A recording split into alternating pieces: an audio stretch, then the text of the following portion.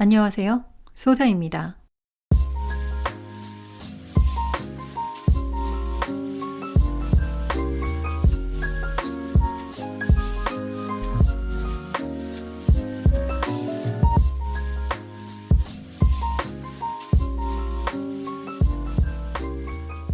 오늘은 제가 3년 전부터 바꾸기 시작한 식단의 가장 핵심이라고 할 수 있는 비정제 탄수화물에 대한 이야기를 할까 해요.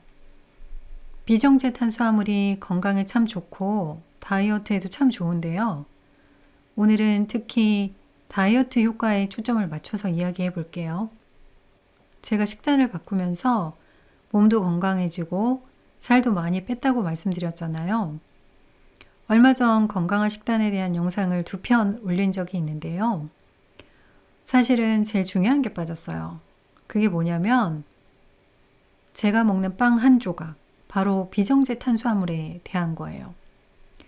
제가 유튜브를 처음 시작하면서 3편쯤에서 비정제 탄수화물에 대해서 처음 언급을 했거든요.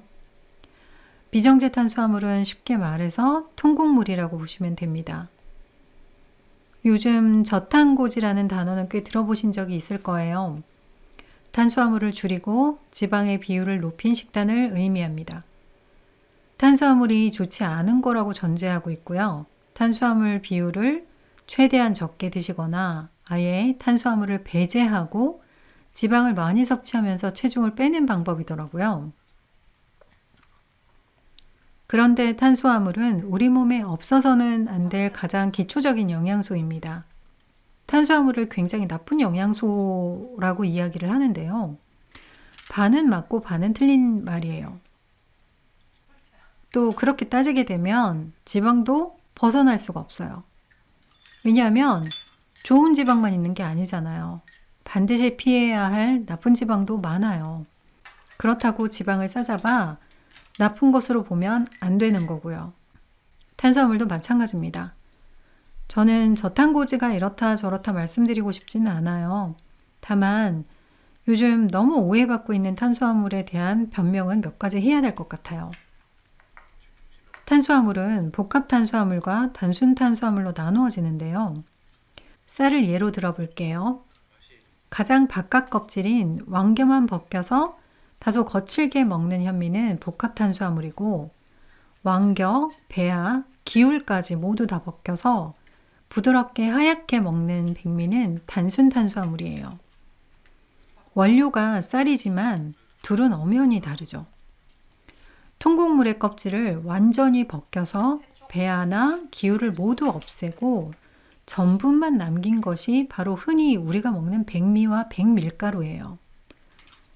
그리고 이 도정 과정을 정제라고 부르는 거죠. 이 정제 과정에서 없어져 버린 성분이 바로 비타민, 무기질, 기타 식물 화합물 등의 영양소인데요. 결국 우리가 매일 먹는 밥은 이런 영양소들이 빠져 있는 전분 덩어리예요. 살이 찌는 것은 우리가 섭취한 열량이 에너지로 쓰이지 못하고 몸의 지방의 형태로 쌓이는 거잖아요.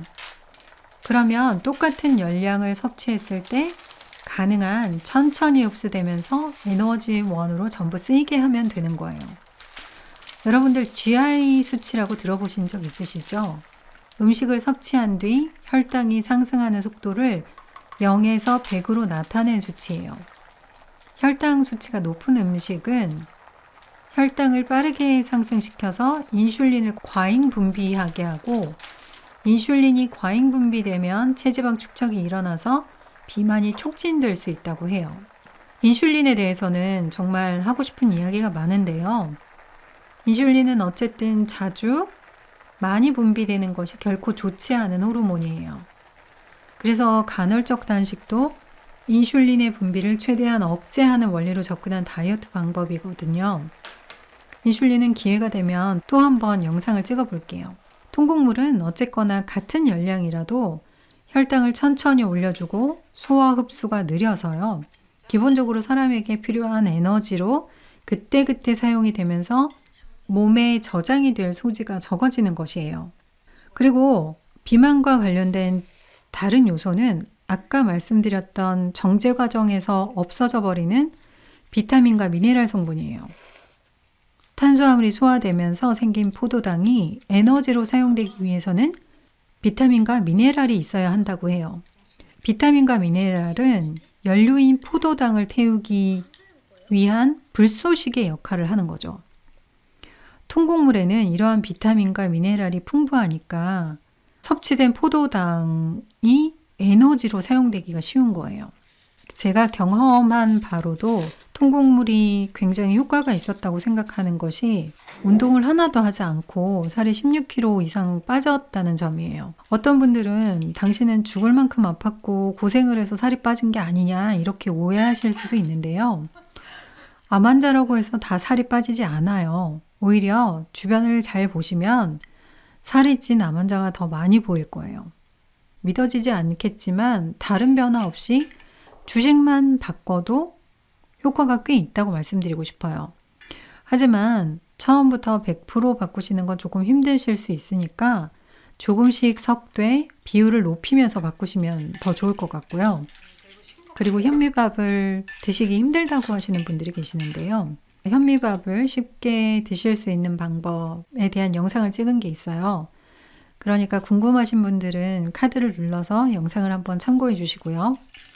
다이어트의 가장 큰 핵심은 건강함이 베이스가 되어야 한다고 자주 말씀드렸었죠. 건강하지 않은 다이어트는 지속할 수가 없어요.